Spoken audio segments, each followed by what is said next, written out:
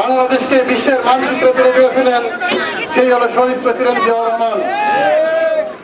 জিয়াউর রহমান বহুদলীয় গণতন্ত্র প্রবক্তা ছিল জন্য বাংলাদেশে আজকে অনেক রাজনৈতিক দলের তৈরি হয়েছে।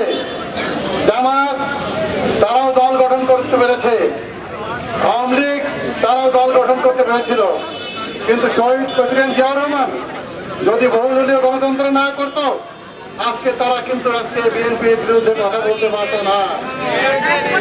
আজকে তারা কি করছে? শহীদ প্রেসিডেন্ট জিয়াউর রহমান তাদেরকে সুযোগ দেওয়ার কারণে আজকে তারা বিএনপির বিরুদ্ধে কথা বলার সুযোগ পাচ্ছে।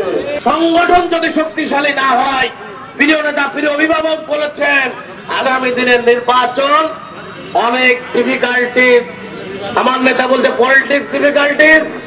আমার নেতার সন্তান আগামী দিনে রাষ্ট্রনায়ক বলছেন ভোট ডিফিকাল্টিস। তাই আপনারা এই পর্যায়ে দলের মধ্যে কোনো বিভেদ থাকবে না, সকলকে ঐক্যবদ্ধ আমরা রাখতে পারবো না। তারেক রহমানের নেতৃত্বে আমরা ঐক্যবদ্ধ হব না। নেতা আছে, এই জোরে জোরে সবাই তালি দিয়ে বলবেন নেতা আছে।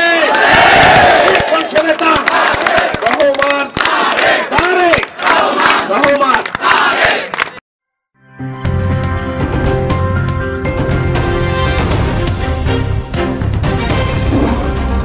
Voice of Tiger.